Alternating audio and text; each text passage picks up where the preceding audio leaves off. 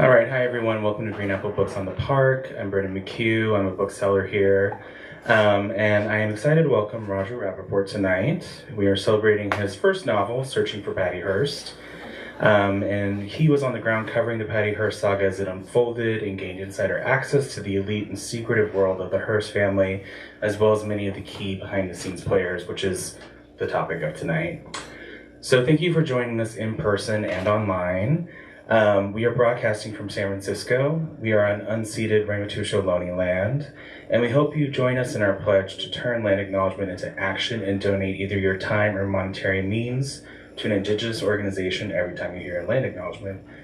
We do have a QR code located at the back desk behind you for the Ramaytush Ohlone Land Trust. So before we get started, I have some brief business.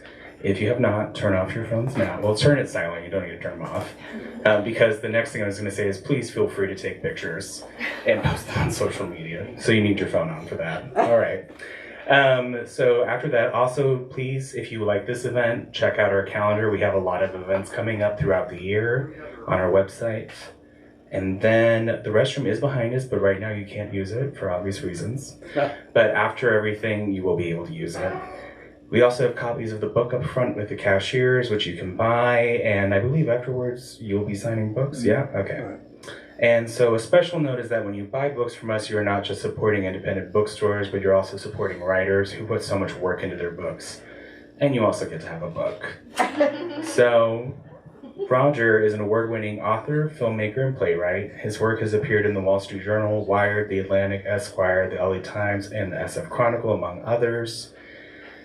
His films have shown at film festivals around the world, one coming up for air won 30 festival awards, including 7 for Best Feature, and Pilot Air took 4 Best Feature awards.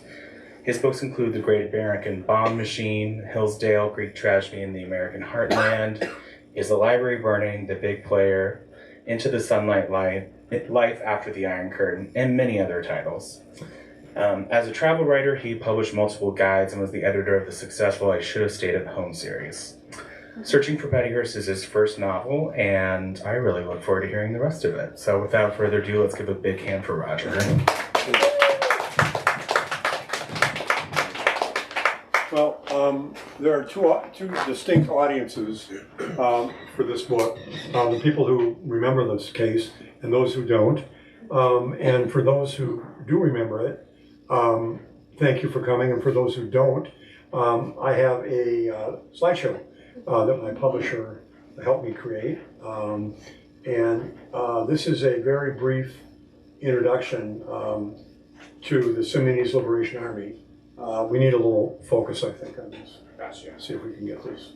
But I'll start narrating before you can read it. So in 1973, a man named Donald DeFries, who had a long police record and had been in jail a number of times, escaped from Soledad prison and joined up with a group of Berkeley students and radicals who decided that they wanted to form this unique new revolutionary group called the Sudanese Liberation Army. And it was unique in several respects because, except for DeFries, everybody in the group was white. Many of them had been activists the prison reform movement. There was a Black Cultural Association that they helped support, and they visited some of these convicts and so on. But there was another agenda. They were also very interested in the Oakland schools and very upset about a new school superintendent. And DeFries himself decided that he was going to start out with a bang. And he did. Seems like we skipped one. I'm sorry. They created a safe house in Oakland, and from that location, they planned a raid that led to the death of a very popular Oakland school superintendent. Big mistake in more ways than one. First of all, he was much loved by the leftist community. In fact, Angela Davis, Ramparts magazine that I worked for, Jane Fonda, and many other left organizations not only attacked the SLA for this terrible crime, but they also suggested that it could have been an agent provocateur setup. A few months later, two of the SLA members, Russell Little and Joe Ramiro, were arrested for this murder, and at the safe house. They tried to burn it down because they had a lot of records there. That was unsuccessful, and the police and the journalists who went there after this failed arson attempt found out there was a long list of potential victims, including the director of the California Department of Prisons, Raymond Procunier. Pretty bold. But after a lot of debate, they decided now 8 members, two in jail because Little and Ramiro were arrested, to pick a different kind of target.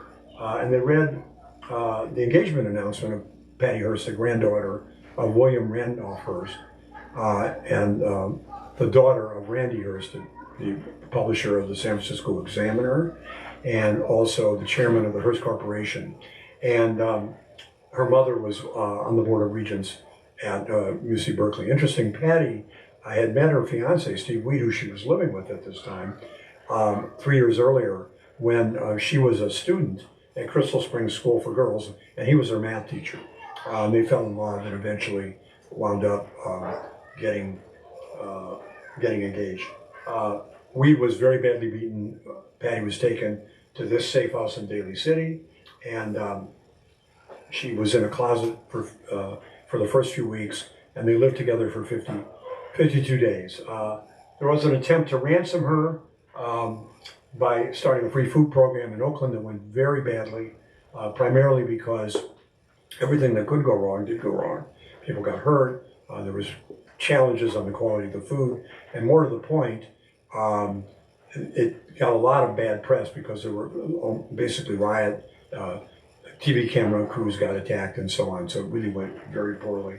By this point, the SLA was on the run, and the ransom attempt broke down primarily because Randy Hearst decided that if he tried to ransom his daughter, this would only motivate other people to do similar kidnappings and acts of violence against other large corporations. And this idea was planted in him by Governor Reagan, the FBI, and a lot of other officials, including the Attorney General. Of course, Patty had a very difficult time understanding this because she'd grown up in this privileged family where everything was taken care of, and she couldn't figure it out. After about 2 months, she decided she'd had enough and announced that she was joining the SLA, their newest recruit.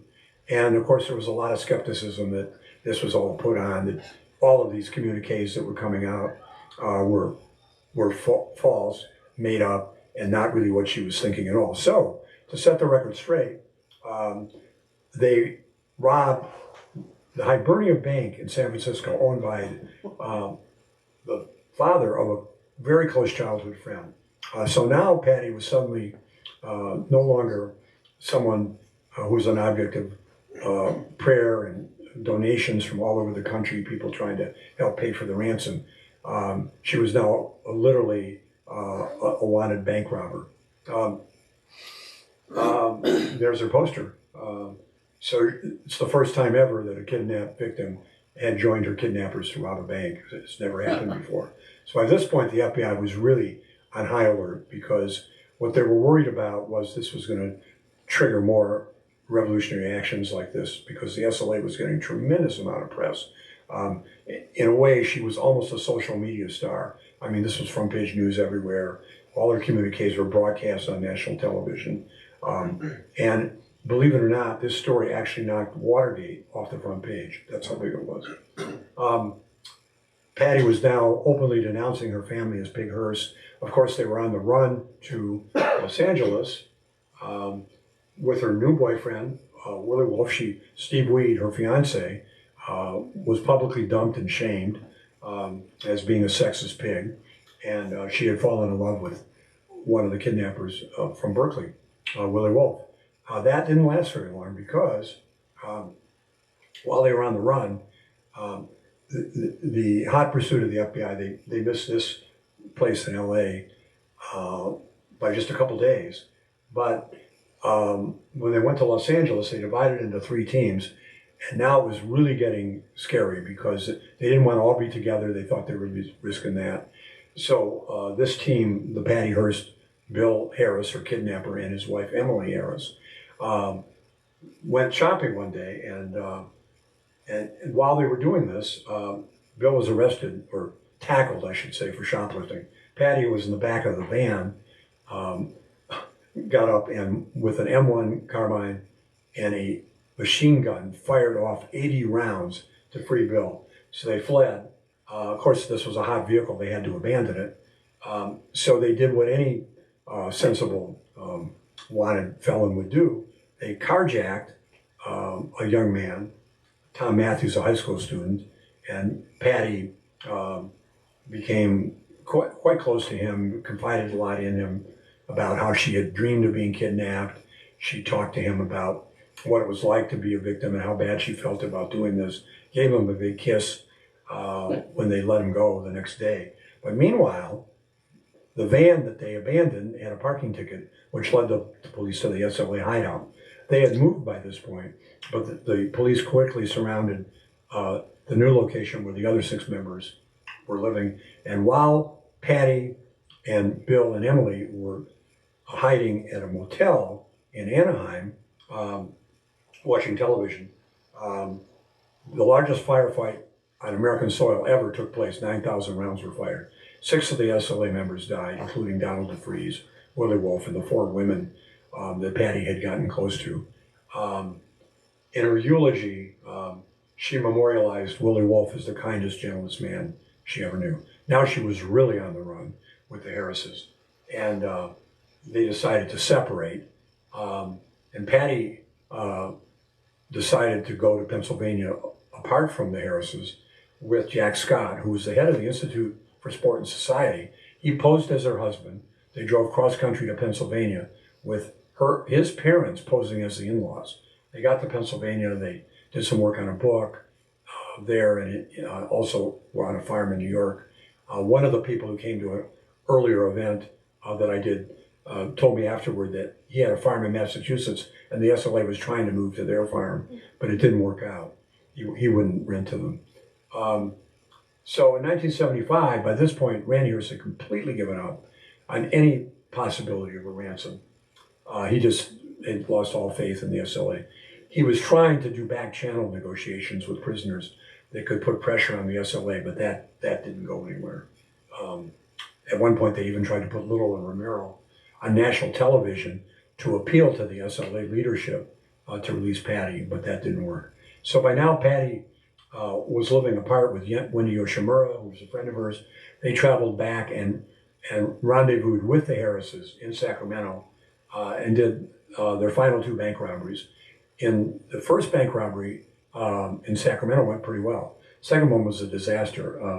A woman bringing in church collection named Myrna Opschel was accidentally shot and killed when Emily Harris's gun went off accidentally. By this point, Little and Romero had been convicted of the murder charges, and finally on September 17th, Patty and the Harrises were arrested separately on the same day and arraigned for bank robbery. She went to trial in 1976, separated from the Harrises, who were tried separately, was convicted for 7 years, and the Harrises were convicted for a longer sentence. Patty got out. The Harrises were convicted separately. Patty got out of jail 22 months later when her sentence was commuted by President Jimmy Carter. The Harrises stayed in for 5 more years. And then finally, this is an AI photo, by the way. That's Bill Clinton, and he pardoned her in his last official act as president in 2001. And on that day, he pardoned Patty and his brother, which is pretty cool. For those of you who are wondering, Patty lives in New York and Charleston, South Carolina. She has daughters, granddaughters. She's been an actress. I see a John Waters book up in the front. The Pope of Trash, John Waters, the filmmaker, cast her repeatedly in films. her daughter has also been a successful actress. She's written a novel, a 400-page book about the case, and she's won a lot of kennel club shows in the greater New York area, and she's also a philanthropist. So, a little bit about me. Let's see if I can get this out here. Hold on, I'll try. Yeah. So I had a ringside seat to this case and wrote a book about it in 1974 with Patty's fiance, Steve Weed. And this book was never published. And part of the reason it was never published was that after we got to page 275, Steve, who I was basically ghostwriting the book for, told me that every week he'd been taking each new chapter home and rewriting it and leaving out all the good stuff that the publisher wanted, because guess what? If Patty ever came back, all this things about how he helped her cheat on a geometry test in high school, their relationship, his history as a drug dealer, a lot of things that Patty said, like, I wish my parents would die in a plane crash, or a roots trip that she and her mother took to Atlanta. Her mother was using the N-word left and right. And all this was in the book because that's what the publisher wanted. And then basically what happened was, when we got to the end, I was let go. He published a much kinder, gentler book. And I was paid off basically, for my time. So this new book is based on a lot of additional reporting that I did. So I'm continuing to cover the case up to tonight, literally. And the reason is that this particular case is ongoing in many different ways. There's still new information coming out every day.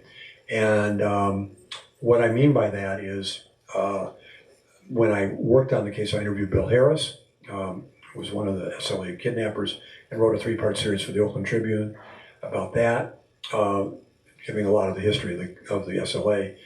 I also interviewed at some length Tom Noguchi, who was the coroner in that shootout in LA. Now, you probably know Tom Noguchi's name because he was the coroner for Marilyn Monroe, Janis Joplin, Natalie Wood, and of course Robert Kennedy. And he was absolutely horrified by this night because guess what? When he went to examine the bodies, the tear gas canisters had set the house on fire.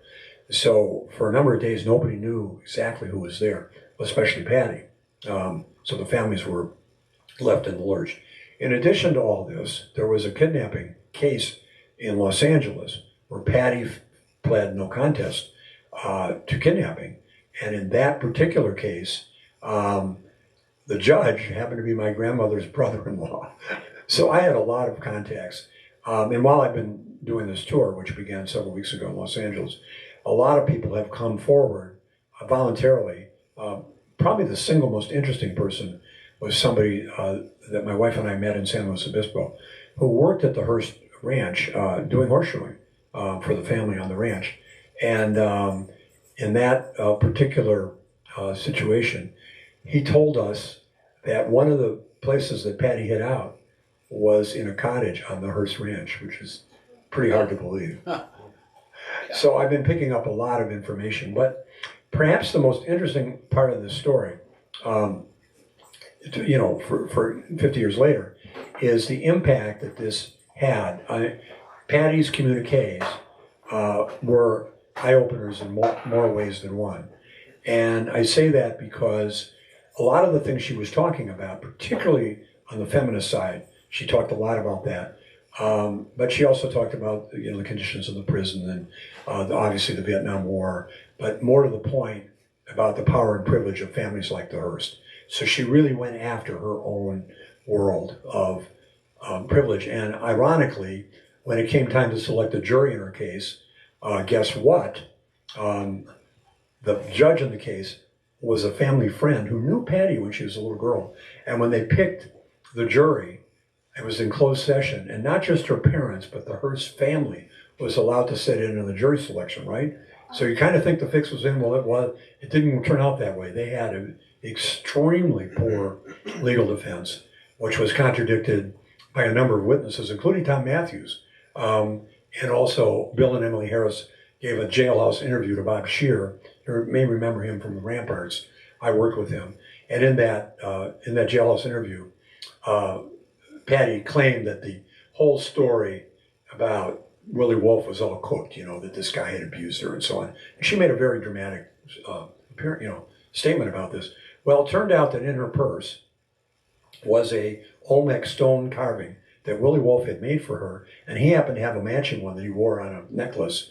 So when that came out, the prosecutor got a hold of it, literally got this stone carving that was in Patty's purse when she was arrested. This is now, remember, 13 months after Willie Wolfe died, right? It's 14 months. So why is she carrying around this Olmec stone carving from this guy that she wasn't in love with and, had abused her and all that sort of thing? So that really kind of, hurt her credibility. Also, all these opportunities that she had to walk. We know, of course, that she wasn't living with the SLA for much of this time. But there was one occasion when she was on Thornton Beach with Steve Celaya on a cliff. Now, this was an SLA member that she was with later, after, at a later time, after the SLA shootout and so on. And a park ranger came and said, hang on, we'll get the police, the fire department to come and get you out of there. And they said, no, we can make it up the hill and the cliff. And anyway, when she finally got up to the top, when they brought her up to the top, she gave a fake name and a fake address. She could have just literally said to the park rangers and to the fire department, hey, I'm Patty Hearst, take me home, right? So that really hurt her defense, tremendously. One of the most important things about this particular case, from a historical perspective, is how much more we now know about what was going on within the Hearst family and their decision-making process. You would think, with all of their clout, so to speak, that ransoming somebody for a few million, what amounted to petty cash for $1 billion company would not be that hard. But this fear of triggering other kidnappings and other bombings and so on basically took over. And as a result of that concern, there was never really an opportunity for the SLA, to free her. Now, the Hearst later on did a couple of interesting things. At one point, Jack Scott was offered over $300,000 if he could fly her to Cuba. Of course, that didn't go anywhere. And even later, when the family in Sacramento of the woman who died, Myrna Opshaw, they were threatening to sue everybody involved in the case, including Patty. Randy Hearst wrote a substantial check to settle this case privately, so that there would not be a civil suit against it. So he wasn't against writing checks. But this was confidential. It came out later, but he didn't really want to go ahead and ransom her.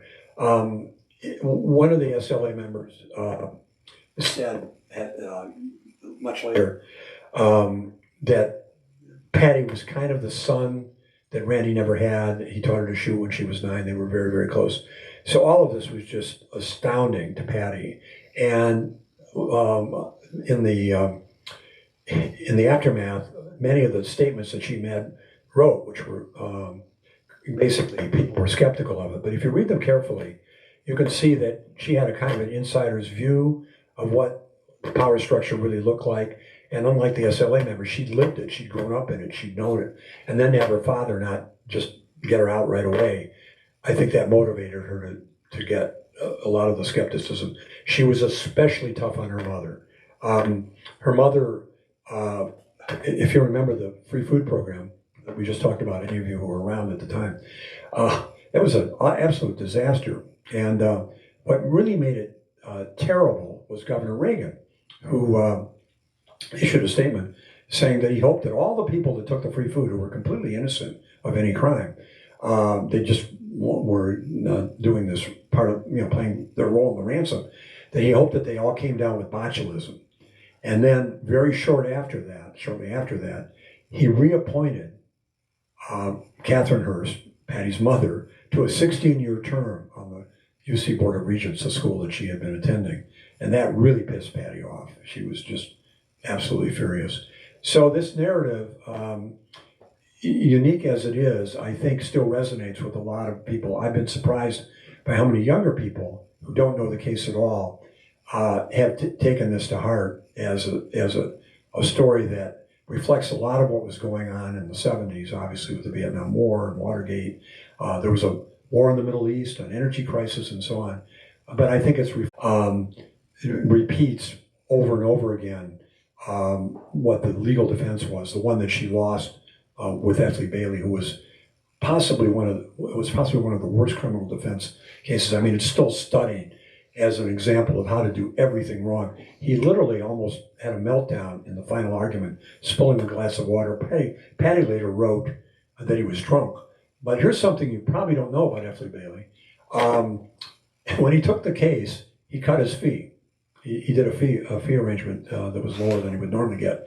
And part of the deal was Patty had to sign a separate piece of paper promising that he could bring out his book on his big legal victory in the case and getting her off 18 months before she could write her book, so he could get the paperback out before Patty could crowd his market. And of course, when he lost the case, the contract was canceled. But that just kind of shows you the conflict of interest. And clearly, Patty, again, recognized that her family had done a very bad job of choosing an attorney. Originally, it was the Hallinans, who were a left-wing law firm. But then the family said, no, we've got to get this hotshot.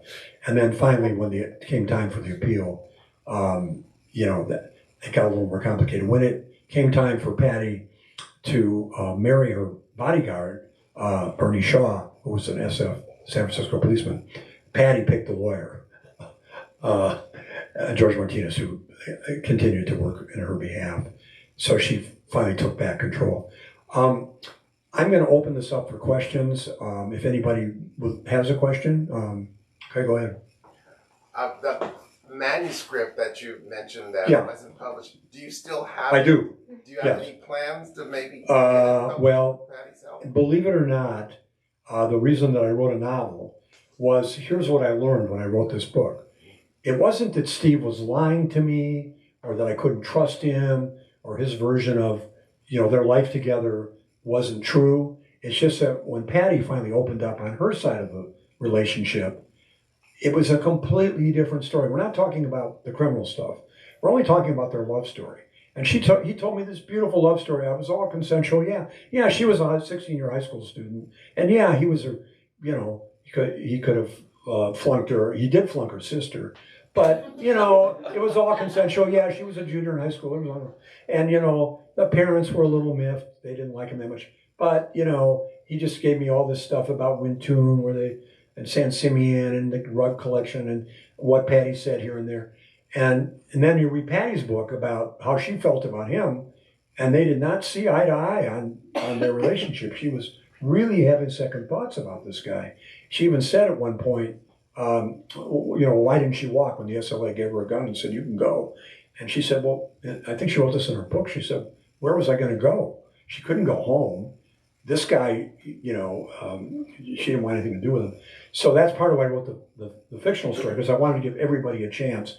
But to be fair to Steve, the book that we wrote together, not the one he published just before the trial, was basically what the publisher wanted, but it wasn't what he wanted.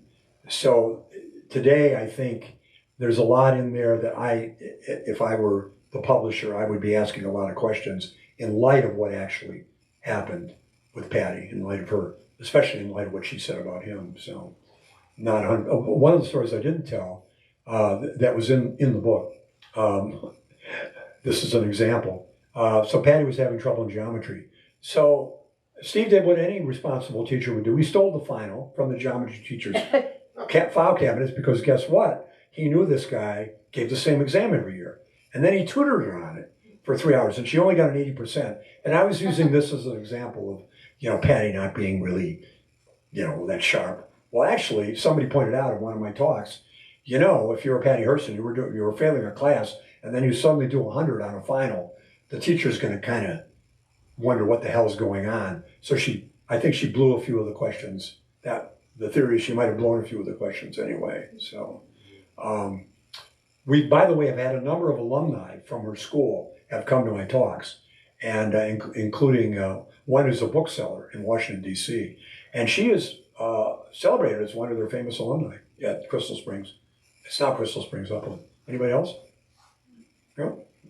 Go ahead. Another question. Sorry. More of an observation when you. Yeah, sure. Governor Reagan and the Boston. Yeah. I'm from San Francisco, and I was in college when all Right. this was happening. And I just remember the people that were going to the food banks were complaining about the quality of the food. And Some of it was rotten, spoiled. So that the comment about the botulism, well, yeah. No, some of the food, actually, the meat was really in bad shape. I think that what happened was the refrigerated trucks, the refrigeration broke or something, somebody's camera, one of the TV crews, their camera was stolen. I mean, it was a riot in some respects. So once again, the Hearsts were in this very awkward position, because that was the opening thing that they were trying to do as part of the ransom effort. Go ahead. Oh yeah, I was just gonna. Is there some place I can get the interviews with Bill Harris that was in the Oakland Tribune? Is that They're in the book. Oh, they're published verbatim in this book. Verbatim. Oh, okay. Yeah. Takes care of that. Yeah. Anybody else? Okay. More questions? No? Okay. So about this bookstore and about the book, not only is this an independent bookstore and an independent publisher, but more to the point, this particular project, this particular book, we've been a little bit surprised by the lack of coverage of the 50th anniversary. It wasn't nearly as big as we thought, and we've been really interested in that. There's been a lot about the book. I wrote a piece for the Washington Post, and the Chronicle has done some stuff and so on. But here's an interesting fact. So one of the facts that I have been repeating at many of these events, like over and over again, has been that only one member of the SLA, Joe Romero, is still in jail in Crescent City. And I was wrong. And I based that on a lot of information that I'd read, and the Chronicle had reported it, and they did a story on Sunday. And I found out, thanks to a very well-qualified informant, that Joe Romero got out 3 years ago. And is actually, there was no press release. So that's what I mean about the whole point of this project is that there's so much that's assumed, in this case by the media. Every media organization was reporting this. And the Chronicle actually just ran a correction on this point when I brought it to their attention. They called the Department of Corrections that had not announced this release 3 years ago. And there you go. So there's still a lot to learn about the truth behind this case. It's funny you should mention that because I had just told my wife a few days ago that I read that Romero was still in prison, and she said, I thought he got out 3 years ago. She's right. Your wife is right. Yeah. But they didn't announce it. But when I told the Chronicle about it, and they ran a correction after they learned about it, they read everything they could find on this, and everybody got it wrong. And that's a key point. You have two people in the same room, or in this case, 9 people in the same 1,200 square foot apartment, or Patty drives cross country with Jack Scott, posing as Jack Scott's wife, sharing a motel room, living with him in a farm in Pennsylvania, right? And she writes this book, and Jack Scott sues her for $7 million. Well, what the hell? I mean, they were together. I mean, how could they possibly have different versions of what happened? I mean, so the book attempts to reconcile these conflicts by encouraging people to do their own homework. We open the door to younger people in particular. Taking one person's word for anything. It's like you and your wife, you think you know, but then when you start talking to people, you learn things. And that's one of the problems that we face today with, I've been driving a lot on this trip. And God, what is the name of this newspaper? The Epic Times. I have a friend, very close friend who doesn't read anything. He just reads the Epic Times. I dare you to go out and buy, no, they give it away. The Epic Times, there's big billboards for it. And this is the one channel thing where everything he tells me is from the Epic Times. That's the only thing he reads. He doesn't know what he's talking about. I mean, these guys are completely off to one, extremely paranoid. It's like Tucker Carlson on steroids is the way to explain this publication. That's all he reads. He doesn't watch TV. He doesn't listen to radio. He doesn't do social media. He just picks up in the grocery store. They give it away. That's the situation, and it's really important that younger people understand that they have to cross-check, as you did with your wife, who was right, by the way, and that's the perfect example. So in the book, we give everybody a chance to tell their side of the story. Obviously, when you're writing fiction, historical fiction, your point is to try to imagine the situations where no one was recording or keeping records or whatever, because we all know stress affects memory, right? And so people's memory of things can be shaped by their stressful event. But I want to mention a book that I'm probably pretty sure you guys carry. There's an author named Marie Benedict who does historical fiction, and I'm sure you've got some of her books. But I just want to give you this one example.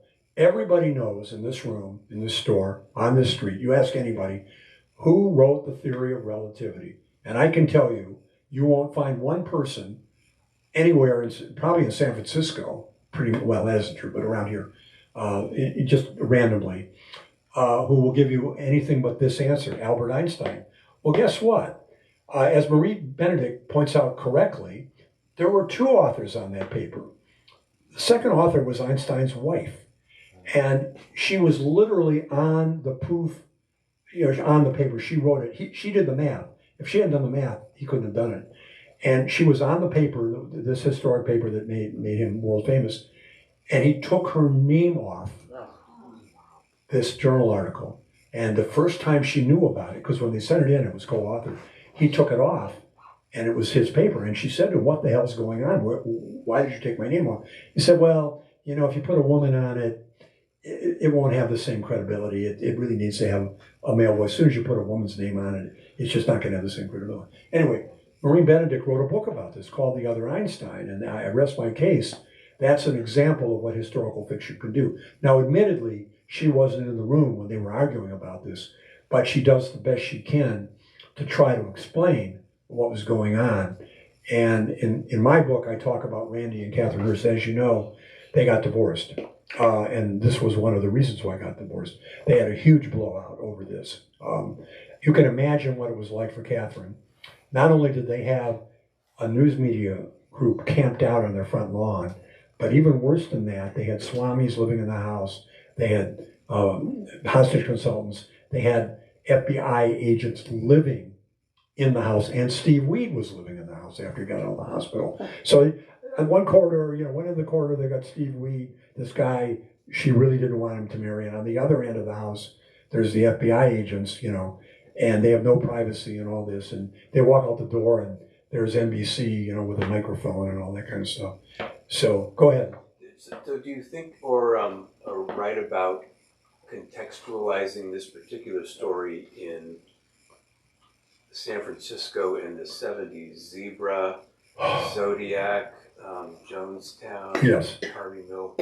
Right. It just seemed like there was a parade of horribles. My wife got on a plane a week ago in the Harvey Milk terminal, and she connected in the Barry Goldwater terminal in Phoenix. And what you're saying, this is the San Francisco, especially the Berkeley San Francisco angle. I think the other part of this story that doesn't get the same amount of airtime, because you talk about all the radical things, but I don't think most people understand how important the Hearst family is to this city and this state. It's almost incalculable. I had a talk, quite a long talk today with Jerry Brown, and he was talking to me about some of this is just an unbelievable story. I knew the first part. So everybody knows about San Simeon, right? Well, he took down another chapel, stone by stone. It cost him $1 million. This was in the 20s, to bring in ship in these stones, an entire church. Okay, and it sat. I'm trying to think what building, but anyway, one of the museums in San Francisco. And finally, the Hearst donated it to a Trappist monastery, and they built a monastery north of Chico. And you can go today to this monastery that was built with the leftovers from this church, this church that Hearst was going to rebuild. I mean, everywhere you go in the state, their footprint is everywhere. Even to this day, obviously, they own the Chronicle, Alta Magazine, which I love.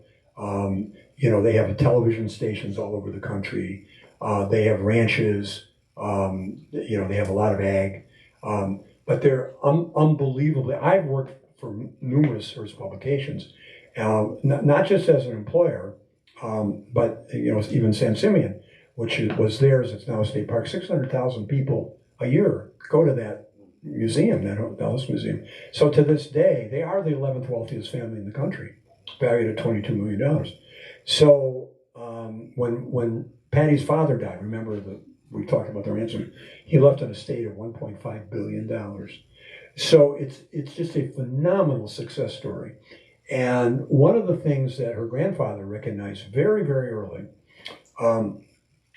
he was a student of history, and he knew a lot of bestsellers had been written around captivity narratives of young women being abducted by Native Americans and other groups. And he milked that as hard as he could. Anytime there was a woman that was taken, or any kind of kidnapping related event, even to the point of, in one case, a woman was just arrested in Cuba, and he sent a reporter down to Cuba to not only free her and bring her home, and actually break her out of jail. And then she agreed to a long series of articles, and this was part of how the Hearst became the Hearst. It's a pretty amazing story. Go ahead. I find the Chronicle not curious about anything, basically. Right. So have they reached out to you, or have you reached out to them? Well, they interviewed me. I'm in their story a week ago Sunday about the book. Here's an interesting fact. I know this. This is actually not debatable. This is actually true. Just take my word for it, because I know people in the organization who told me this. Not only did Patty not agree to give the Hearst organization an interview, like one of the reporters, right? The entire family has agreed not to talk about this particular case. And I think that's a shame. I really do. I think it's time, Patty talked about it a lot when her book was out and when the movie came out. But I think it's a shame, because I think historically people need to know more about what happened. It's a little hard to hide when you're running a big media company. And when the tables were flipped, when they suddenly were under the spotlight, they weren't just reporting, they were the subject. I think it's a little sad that there's no. I read the Chronicle, I write for the Chronicle. I think they do a good job in a lot of other subjects, but I don't think this one got the love and attention it deserved, and I was disappointed. I was expecting someone in the Hearst organization to get the interview with Patty 50 years later, and I was very disappointed that didn't happen. I thought she'd be on 60 Minutes. I really did. She's a good interview. Go ahead. There seems, in the research that I've done about it, in the books I've read about Patty Hearst, there seems to be kind of two camps of opinions about her. That do you want the mic? Can everybody hear you? That okay, go ahead. She, especially now that we know more about brainwashing and how easy it is to really break a human being down. We like to all walk around thinking that wouldn't happen to me, but brass tack is pretty easy. Right. It's like fall victim to that. Sure. And then there's the other camp that really believes she knew exactly what she was doing. She's pretty calculated and was kind of a mastermind behind all that went down. And like, is not a good person. Right. Do you have an opinion about where she falls? I think you articulated it perfectly. You said it exactly right, and that's not easy. I mean, in just a few words. My personal opinion was, if the reason why F. Lee Bailey's defense fell on its face was the second explanation that you just gave, and the prosecutor wasn't a great prosecutor, and the jury had been, remember, selected in part in partnership. The lawyers worked with the family to pick, so they had an upper hand with a trial judge who knew the family and so on, and knew Patty. So I think that argument prevailed very strongly. The counter argument, the one that Patty made in her 400-page book, I can show you many examples in that book where some of the things she's talking about, like Willie Wolf, it gets really complicated because it goes back farther than that. It goes back to Steve Wheat. Okay, so a lot of people in these sessions, I've had this happen. It happened at Book Passage just a couple days ago. A woman got up and said, "Well, what happened to that teacher? I mean, my God, didn't the family, get him fired? I mean, didn't they, sue him or And I said, no, they didn't do that. Well, why not? That's what any responsible parent would do, right? When they found out that a teacher was, she claimed it was consensual, but we've all heard that one before, right? And that's when you get into not brainwashing, but whatever you call it, trauma bonding, Stockholm syndrome. There's all these different labels, but the key point is he had the upper hand, not just as a teacher of her, but also in terms of other classes where she was having. So he had power over her to help her, get through school and all that sort of stuff. And so a lot of people could not understand why the family caved on that, And I ask you, directly, if she got away with that, supposedly, because her parents wouldn't punish this guy or try to get him, and then she changed her mind about him, and then she fell in love with Willie Wolf, and then Steve Salaya, and then her bodyguard. There's a lot of different things going on, that raise some serious questions. And when you get into brainwashing, the question I would ask is this: there were some pretty heavy hitters, beginning with Ronald Reagan, the Attorney General here and in Washington, the FBI, and a lot of other people that had influence, convincing Randy Hearst that ransoming his daughter was a terrible idea. And I wouldn't call that brainwashing, but they certainly had impact on him. I'll put it to you this way. If Patty got a call tonight saying, "We've got your granddaughter," she'd be wiring the money before the phone call ended, and that's what I mean. And Catherine would have done the same thing. So you do have to look at it kind of in context. But I personally think when the family didn't step up on this Steve Wheat thing, if it had been my daughter in Berkeley High when she was 16 and I found out that her math teacher was doing, I would have gone directly to the superintendent. I probably would have gotten an attorney. So I do think that may have had some impact on her development. I'm not saying it was critical, but I think the family had a responsibility, really, to call this, to the attention of the school. Because guess what? Who knows who else he was victimizing? It could be somebody else's daughter or son, or whatever. And there were people in the school who knew about it. Okay? So, anyway. Is this going to be archived where you can watch it online, or? What's up, Brandon? Oh no, I'm just listening. Are we archiving? Oh. Is this going to be on the website? Yes, it's streaming live. Okay. So on pattyhearst.com, all the interviews that I've done are archived, including some of them. This talk will be archived on pattyhearst.com, so you'll be able to see it. I do want to talk to you very briefly about the website. And what I want to say is, if you go to the website, it has other events that I'm doing. I'm doing one in Mountain View at BookSync on Thursday night. If you know anybody down there that would like to do it. We've worked very hard with independent bookstores, and the website also has a lot of other information, including a wonderful video that the publisher did, and all the AI covers that didn't make the cut. And one of the funny things about the covers is that the AI kept giving her blue eyes, and she actually has brown eyes. We found that out from the wanted poster. By the way, there is a map that shows you all the points of interest, both in LA and San Francisco, right here. This is also on the website, and that shows you all the places that they went, during the 18 months that this case was going on. So there's a lot to unpack there. I'll be around. I'm signing, if you want, a book, and then I just want to point out, I'm still writing articles. I wrote one for the Washington Post. That's up on the website, and I'm still doing more journalism. More people have been coming forward with a lot of stories that they wanted to share. Now that it's 50 years later, they feel more comfortable with that. So just look to the website if you want, or you can leave your name on that pad back there, and I'll email you a link to any stories that I write going forward. I thought I was done, but I'm not. So, thank you very much.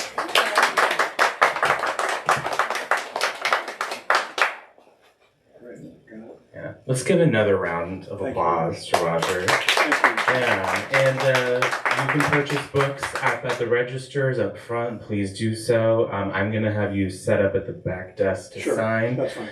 Please feel free to mingle. I'm going to go turn on all the lights. And then once I move this out of the way, you'll be able to access the bathroom. All right. Thanks so much, everyone, for coming to Grandpa Books on the Park. Thank you. Yeah.